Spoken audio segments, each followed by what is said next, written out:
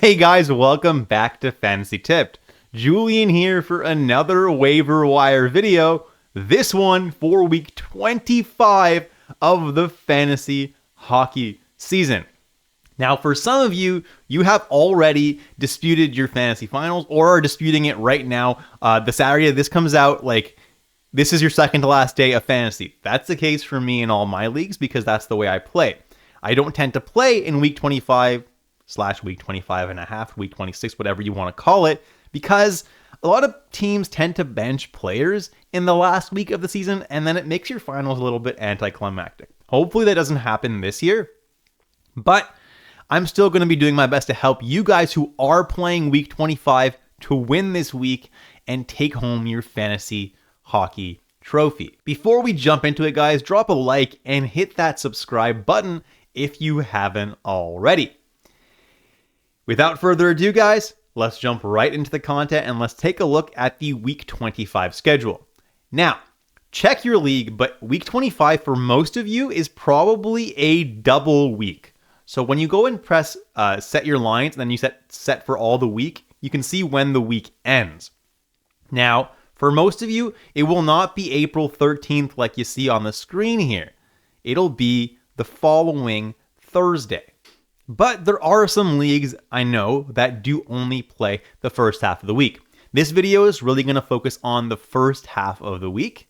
And then I'm going to release my final waiver wire video of the year towards the end of the week to try and help you prepare for the second half of the week to really make sure that you make the right ads and right moves to take home that trophy. So as you can see here, guys, on Monday, April 7th, there are 5 games, Tuesday 10, Wednesday 5, Thursday 10, Friday 5, Saturday 11, and Sunday 9 games. So the off days, as it has been for the past few weeks, are Monday, Wednesday, and Friday. Sunday is not an off day, but it's not that busy. And honestly, neither are Tuesday and Thursday. So it's possible that you have room in your lineup on almost any day this week. So go ahead and check. If you do have room for players on every day, you don't need to prioritize off nights, which is actually pretty good. You can just pick the best player available and stream him. So who has a good schedule? Well, there actually are quite a bit of teams that have 4 games this first half of the week, which is great. Actually, 14 teams play 4 games this week. So pretty good stuff for your fantasy finals. Anaheim, Buffalo, Calgary, Carolina, Colorado, Columbus, Edmonton, New York Islanders, New York Rangers, San Jose, Seattle, Tampa Bay, Toronto, and Winnipeg all play 4 games this week, which is absolutely great. In terms of off days or off nights, whatever you call it, Calgary, Edmonton, San Jose, and Tampa Bay all play on all 3 off days plus Sunday, which is the next least busy day. That's a pretty good schedule if you can stream some guys from those teams.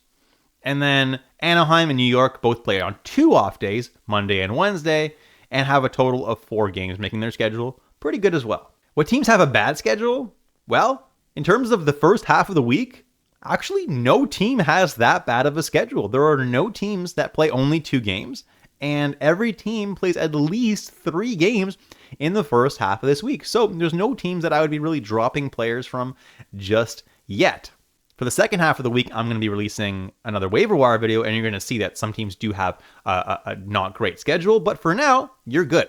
In terms of forwards, Pierre-Luc Dubois has been phenomenal this year. What an amazing bounce back year he's had. He's playing on the second line right now in Washington with Alexi Protas, who you see a couple spots down. Both guys have been great all year, and Pierre-Luc Dubois is seeing power play 1 time as well, making him the better option than Protas, but both guys are good if you want to stream a Washington Capital. Then we have Valeri Nichushkin of the Colorado Avalanche, and Nate did just miss a game, so I don't know if he's going to be missing more games, but if he does, Nichushkin is in line to get some great deployment. He played with Nathan MacKinnon, and also on that top power play with MacKinnon. Now, even with Natchez in the lineup, Nichushkin is on the top power play, and even if he hasn't been really producing points, he has been shooting the puck a lot, and he can explode on any given night. He's the kind of guy that you add him, and he can just absolutely go off for you, and if you're way, way, way down in a week, and you feel like you have almost no hope, Nichushkin might be your best bet because he's the kind of guy who can just be completely explosive and tie up your week for you. Jonathan Huberdeau, who's playing top 6 and top power play in Calgary, did also slow down quite a bit lately, but I still think he's your best bet if you do want to stream a Calgary Flames player. Unless Kadri's available, but he's well over 70% owned, so I didn't include him here. But he's a pretty good bet if you do want somebody who's playing on those off nights, Monday, Wednesday, Friday, and Sunday, so that you can pretty much guaranteed fit him in your lineup. So it's not a bad option there. And then Jared McCann, over the last week or two, has just absolutely been going off. He's on a point streak right now, and he's shooting the puck a lot, and he's just really showing kind of the Jared McCann that we've been used to seeing, that we haven't really seen a lot this year. But he's been really, really good, so I don't hate him as a streamer, and he does play 4 games this week. JJ Peterka has been absolutely phenomenal as of late, getting some great deployment, top power play, and he's really showing what he's made of, and he's a great young player with a very, very bright future. Sean Monahan is playing top line and top power play in Columbus, is finally back from his injury, and is playing pretty well. Matvei Michkov. Every time I include him here, he's on a super hot streak, and then usually as soon as I put him on this list, he decides to go super, super cold. That's the kind of player he's been this year, just like very long stretches of hot and very long stretches of cold. He seems to be pretty motivated right now, though, so if you do want to take a chance on Michkov, I don't hate it. Pavel Dorofeyev of the Vegas Golden Knights is getting top power play time, is shooting the puck a lot, and he's someone who's definitely can score some goals. Boone Jenner has been freaking white hot as of late, scoring lots of goals, lots of points, and he's the kind of guy who puts up a very safe floor with peripherals as well. It's a very, very good ad if you can fit him in your lineup.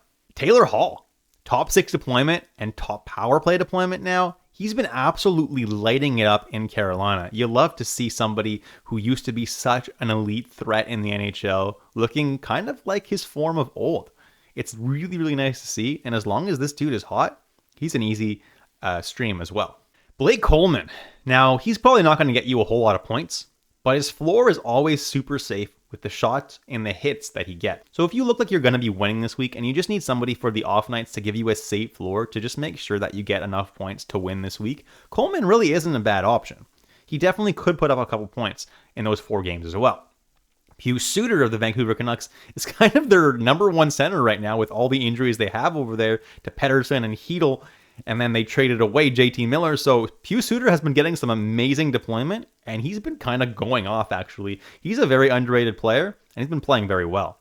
Andrei Kuzmenko is actually playing on the top line in LA with Anze Kopitar, as well as the top power play, and lately has actually scored quite a bit of points. I believe in his last 2 games, he scored like 4 points or something. So yeah, don't look now, but yeah, Kuzmenko is really not a bad option right now. He's starting to get a little bit comfortable in LA. Oliver Bjorkstrand of the Tampa Bay Lightning. I don't love his deployment.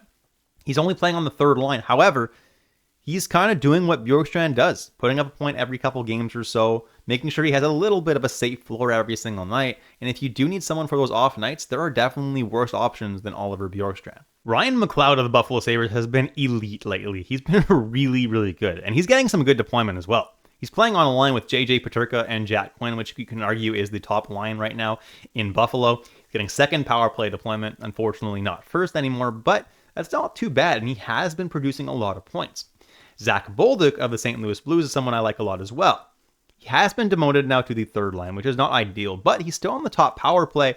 And the nice thing about Bolduc is even if he's not scoring you points, the floor is pretty safe with the hits that he provides every single night.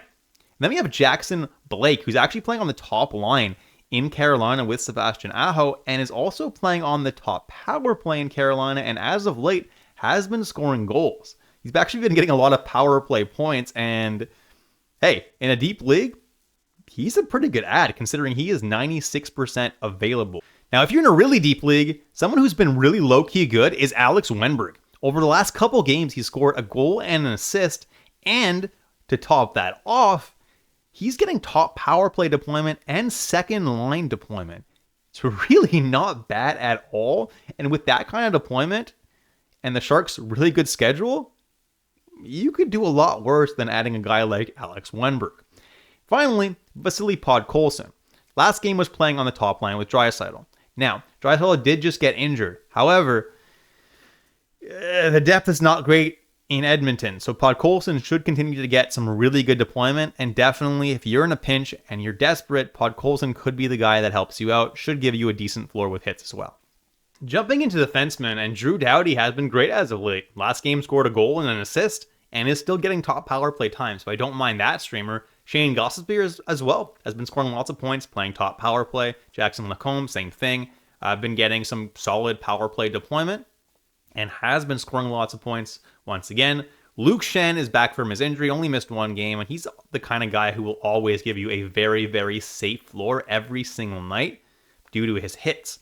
Cam Fowler is someone who will not get you a safe floor as well. So he's a little bit scary, but as of late has been absolutely going off with points.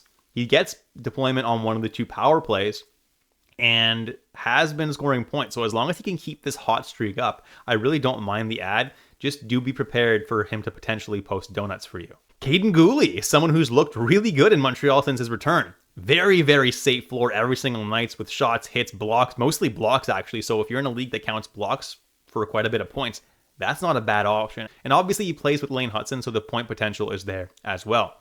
Mason Lohrei of the Boston Bruins has gotten a couple points recently and is on their top power play. So if you are desperate for somebody who can get you some PPPs, Lohrei is not the worst option. Connor Murphy is someone who I absolutely love for the safe floor that he provides. And again, if you are in a league that really focuses on blocked points, Murphy does block quite a bit, so his safe floor will be pretty good every single night.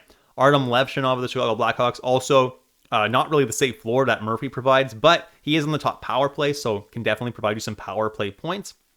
And Matt Grzelcyk of the Pittsburgh Penguins is also on their top power play, and honestly has kind of been going off over the past couple weeks. Just be prepared if he doesn't score you a point, though. He's probably posting donuts because he really doesn't put up a lot of peripherals. For goalies, Samuel Montembeault of the Montreal Canadiens has been really good, and the Habs have been absolutely soaring as of late. They're kind of sticking into a playoff spot right now, which is great, and they're going to want to keep winning. They are very, very, very motivated, and they do want to make the playoffs. So Montembeault is a great option. Frederik Andersen hasn't let in more than 2 goals in over a month. It's actually been incredible to watch this guy play. Unfortunately, he only does start every second game for Carolina, but when he does start, he has been absolutely phenomenal. So if somehow this guy is available to you in a categories league, he could win you the week on goalie categories. Anthony Stolarz of the Toronto Maple Leafs is pretty much guaranteed to get 2 starts this week because the Leafs do actually have 2 sets of back-to-backs. And even next week, the second half of week 15, Stolarz probably gets 1 of 2 starts as well. So I really don't mind that ad. And Stolarz is a really, really underrated, very good goalie, which I hate to say because I don't love the Leafs, but I really do like Stolarz. He's not on the list, but Joey Daccord is actually down to 69% rostered. And he's also a great option. He'll get 3 out of 4 starts this week for Seattle. Lucas Dostal of the Anaheim Ducks is their starter right now in Anaheim because Gibson, for the 18th time this year or something, has gotten himself injured. So Dostal should get most of the starts unless Gibson gets better. Karel Vejmelka starts every freaking game for Utah. They're literally starting him on back-to-backs, which is absolutely insane. They're just riding this guy out. And honestly, he hasn't been too bad. Cam Talbot is back to being the starter in Detroit. Mrazek is still injured, and Lyon has been a little bit inconsistent this year. Cam Talbot has actually been pretty good as of late, so ride him. Charlie Lindgren is a starter right now in Washington because, well, Logan Thompson is injured. So Lindgren's actually going to be getting every single start in Washington. This is great news for those of you who already own him or who are adding him because he's going to get every single Washington start except for the back-to-back they do have this week. Elvis Merzlikins of the Columbus Blue Jackets honestly has not been that great, but he is the starter over there. And if you do need a starting goaltender, you could do worse than Merzlikins. Calvin Pickard of the Edmonton Oilers. With Stuart Skinner injured, Pickard has been getting the starts and honestly has been pretty good. I don't know if Stuart Skinner is going to miss that much more time, but as long as he's missing time, Pickard is an actually really good ad. Tristan Jarry of the Pittsburgh Penguins has been up and down, to say the least. I don't trust him, and I don't really feel comfortable adding him that much, but if you are desperate for a goalie, Tristan Jarry is a goalie. You just got to cross your fingers that he decides to actually play super well like he did the other night and get a shutout and not a few nights before that. Spencer Knight of the Chicago Blackhawks, 22% rostered, is the guy over there in Chicago starting almost every single game, and he's been not too bad. And finally, James Reimer of the Buffalo Sabres, available in 96% of leagues, is the starting goalie over there. Has been playing much, much better than Ukko-Pekka Luukkonen as of late, and has become the starter in Buffalo. As long as he's playing well and winning games, he should continue to get the starts in Buffalo. And if you are desperate for a goalie, honestly, Reimer has been good. I don't mind adding him. And that's it for this video, guys. If you enjoyed it, drop a like and hit that subscribe button. And I want to wish you guys all the best luck in your fantasy finals. I hope that this advice helps you make the right ads and take home that fantasy hockey championship. Thanks so much for watching, guys, and I'll catch you in the next episode of Fantasy Tipped.